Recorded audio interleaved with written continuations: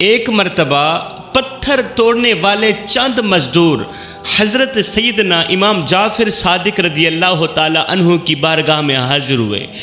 दस्त अदब को जोड़कर आज गुजार हुए। हजूर, जिस कदर मुसीबतों का सामना हमें करना पड़ रहा है, जिस कदर परेशानियों का सामना हमें करना पड़ रहा है, हम आपसे पूछना ये चाहते हैं, क्या हमसे पहले लोग भी कभी ऐसी मुसीबतों से दो चार हुए थे? जिस तरह मुसीबतों का सामना हमें करना पड़ रहा है, हम पूछना ये चाहते हैं कि हमसे पहली जो उम्मतें थीं, उन उम्मतों के लोग भी इसी तरह की मुसीबतों से दो चार हुआ करते थे। उनकी ये बात सुनकर आपने इरशाद फरमाया, अगर तुम अपनी मुसीबतों और अपने साबका लोगों की मुसीबतों का मवाजना करो तो तुम्हें उनकी मुसीबतों के सामने अपनी मुसीबतें ऐसे महसूस होंगी जैसे आग के मुकाबले में धुआं हो। यानी उनकी मुसीबतें आग और तुम्हारी मुसीबतें धुएं के बराबर। यानी उनकी मुसीबतों के सामने तुम्हारी मुसीबतें तो बिल्कुल ही छोटी सी हैं। फिर सैयदना इमाम जाफ़िर सादिक रदी अल्लाह ताला अन्हो उन लोगों को समझाने के लिए एक इबरतनाक वाक़या सुनाते हैं, एक दर्द भरा वाक़या सुनाते हैं। आपने फरमाया, मैंने अपने बाबा हज़रत इमाम बाक़िर रदी अल्लाह ताला अन्हो से सुना, उन्होंने अपने बुज़ुर्गों से सुना, उन्होंने अपने बुज़ुर्गों से, उन्होंने जनाब सैयदना अलीजुल मुर्तज़ा शेर खुदा कर्रमल्लाहु वजहुल करीम से सुना। और मेरे बाबा हज़रत मौला अली फरमाते हैं कि मैंने रसूल करीम सल्लल्लाहु अलैहि वसल्लम से सुना था, मेरे नबी ने एक सबक आमोज़ वाक़या सुनाया था। वो वाक़या कुछ यूँ है कि बनी इसराइल में एक औरत थी जिसका नाम सारा था। उस सारा नामी औरत के 7 बेटे थे और ये औरत बड़ी मुत्तकी परहेज़गार थी। इसके 7 बेटे थे और उस 7 के 7 अल्लाह के महबूब थे। इन्होंने अल्लाह के साथ अपना ताल्लुक़ बरकरार रखा हुआ था, अल्लाह के साथ सुलह की हुई थी। अब जिस मुल्क में ये औरत रहती थी, उस मुल्क का बादशाह बड़ा ही जालिम था। वो लोगों को ज़बरदस्ती खिंजीर का गोश्त खिलाता था, वो लोगों को ज़बरदस्ती हराम गोश्त खिलाता था। अब जो इनकार करता था उसे बादशाह बड़ी बेरहमी के साथ कत्ल करवा देता था। अब इस औरत को भी इसके बेटों समेत बादशाह के सामने लाया गया। 7 बेटों समेत इस औरत को बादशाह के सामने लाया गया। उस जालिम बादशाह ने सबसे बड़े बेटे को बुलवा कर कहा कि ये खिंजीर का गोश्त खाओ।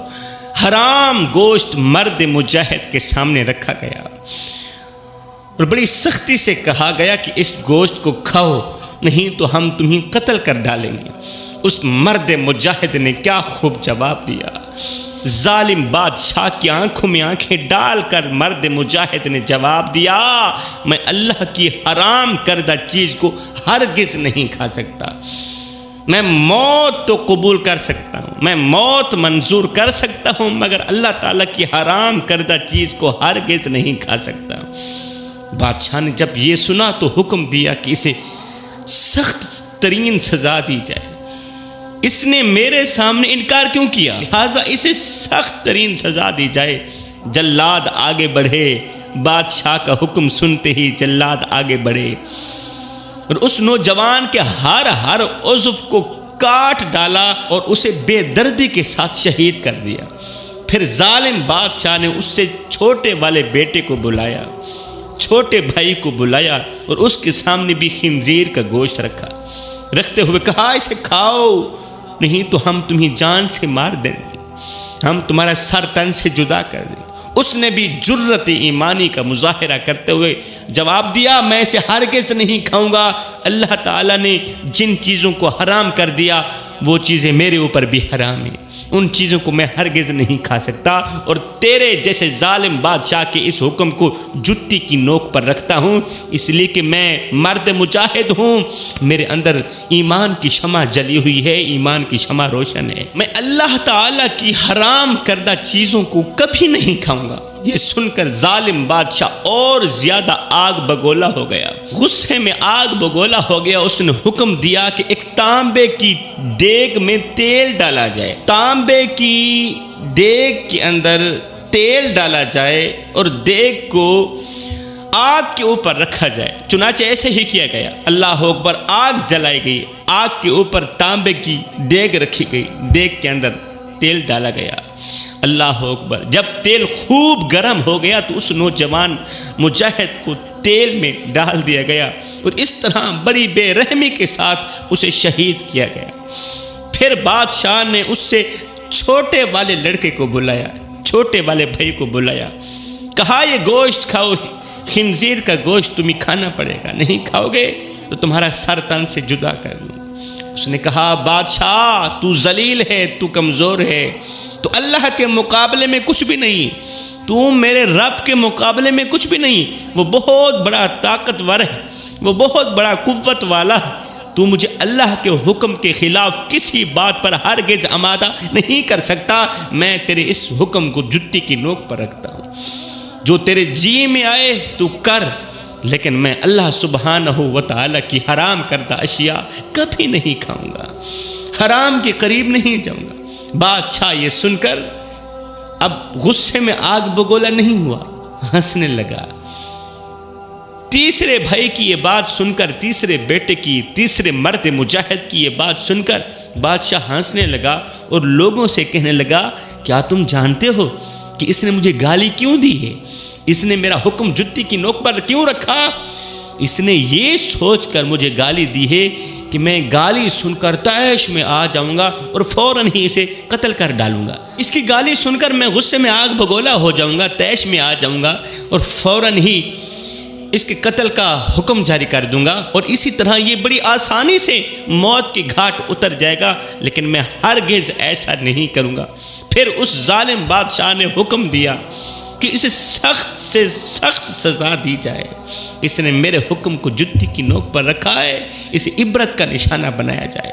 जालिम बादशाह के हुक्म पर पहले उस नौजवान की गर्दन की खाल काटी गई, नौजवान की गर्दन की खाल काटी गई, फिर उसका सर और उसके चेहरे की खाल उतारी गई। नौजवान जिंदा है, रूह अंदर है, सांस चल रही है, चलती सांसों में नौजवान की खाल उतारी गई। कितना बड़ा इम्तिहान था मेरी कौम के नौजवानों। आखिर ये नौजवान शहीद हो गया, शहादत का जाम पीकर इस दुनिया फानी से रुखसत हो गया। बादशाह ने इसी तरह मुख्तलिफ जालिमाना अंदाज में बाकी भाइयों को भी शहीद करवा दिया। आखिर में सबसे छोटा भाई बच गया। 6 भाई शहीद हो गए। बादशाह ने बड़ी बेदर्दी के साथ, बड़ी बेरहमी के साथ उनको शहीद कर दिया। आखिर में छोटा भाई बच गया। बादशाह ने उसकी वालिदा को बुलाकर कहा, छोटे भाई की वालिदा को बुलाकर जालिम बादशाह ने कहा कि मैं तेरा भी यही हशर करूँगा, मैं तेरा भी यही हशर करूँगा। अगर तू अपनी और अपने इस बेटे की सलामती चाहती है तो इसे तन्हाई में ले जा और इसे समझा। अगर ये एक लुकमा खाने पर राज़ी नहीं होगा तो मैं इसका सर तन से जुदा कर दूंगा। अगर ये खिंजीर का गोश्त नहीं खाएगा, एक लुकमा उठा के मुंह में डाले, मैं राज़ी हो जाऊंगा। मैं तुम दोनों को छोड़ दूंगा, फिर तुम ऐश वाली ज़िंदगी गुजारोगी, फिर तुम मन पसंद की ज़िंदगी गुजारोगी।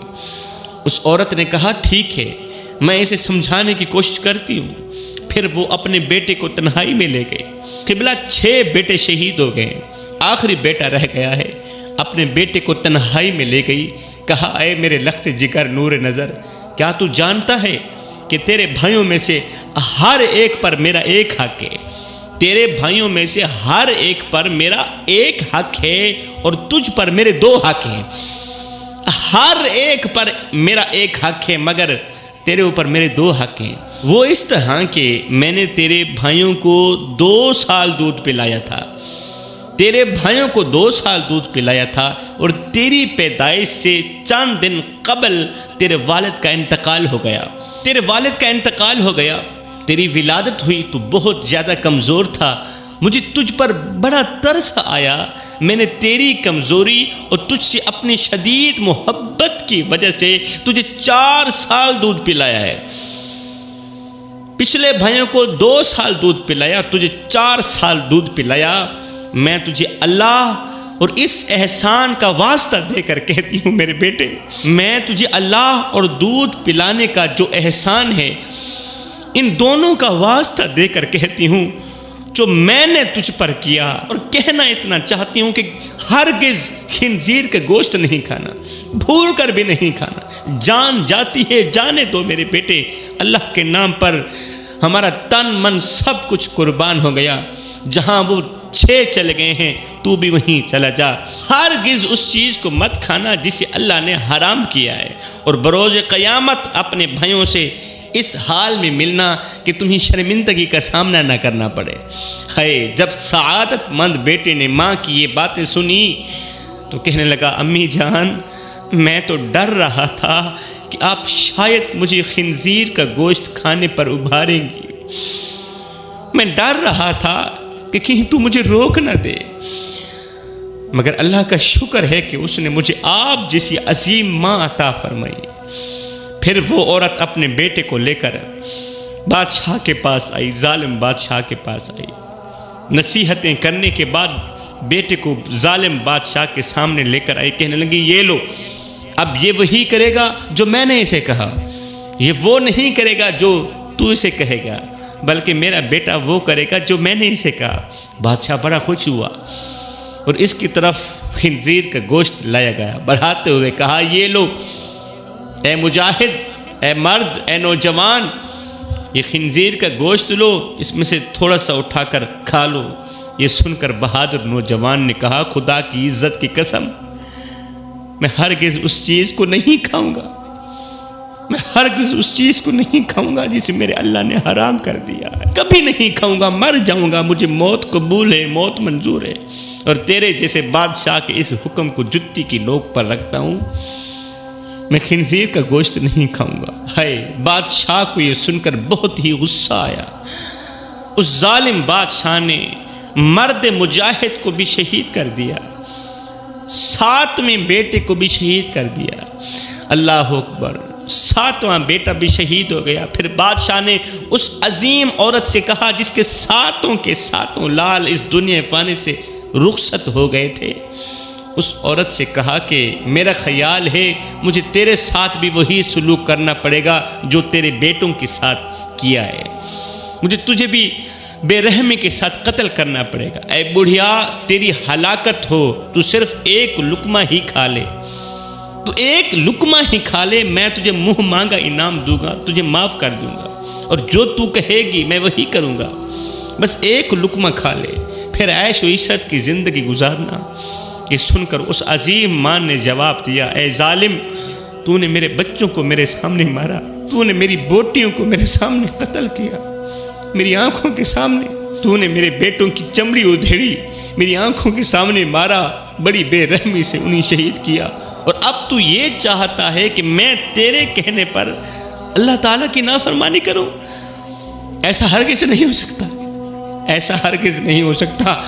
अपने बच्चों की मौत के बाद मुझे ज़िंदगी से कोई सरोकार नहीं है, मुझे ज़िंदगी की ज़रूरत भी नहीं है। खुदा की कसम, तू जो कुछ करना है कर ले, मैं कभी भी अल्लाह की हराम करदा शय को नहीं खाऊंगी, कभी नहीं खाऊंगी। मैं लानत भेजती हूँ खिंजीर के गोश्त पर और तेरे मुंह पर, लानत करती हूँ, हराम गोश्त कभी नहीं खाऊंगी, अल्लाह की नाफरमानी करके हर किसी नहीं मरना चाहती मैं। है ये सुनकर उस सफ़ाक और जालिम बादशाह ने उस औरत को भी शहीद कर दिया। इसी तरह उस अजीम माँ की रूह भी अपने अजीम बेटों से जा मिली। फिर हज़रत सैयदना इमाम जाफ़र सादिक रज़ियल्लाहु ताला अन्हु आँखों से आंसू बहाते हुए फरमाने लगे, ए मज़दूरों, ए मेहनतें करने वालों, मजदूरियाँ करने वालों, ए मुसीबतों का शिकवा करने वालों, बताओ तुम्हें खिंजीर का गोश्त तो नहीं खिलाया गया? तुम्हें दीन से दूर करने के लिए खिंजीर का गोश्त खिलाने की कोशिश तो नहीं की गई ना? हराम खिलाने की कोशिश तो नहीं की गई ना? इसलिए अल्लाह ताला का लाख लाख शुक्र किया करो कि अल्लाह ताला ने हमें दीन इस्लाम जैसे खूबसूरत दीन से नवाजा। तो फरमाया ज़िंदगी में जब मुसीबतें आएँ, बुरा वक्त आए, परेशानियां आए, जब दुख आए, दर्द आए, तो तकिए पे रोने से बेहतर है सजदों पर रो लिया करें। इससे अल्लाह भी राज़ी हो जाएगा, तुम्हारी परेशानी भी दूर हो जाएंगी, तुम्हारी मुसीबतें भी दूर हो जाएंगी।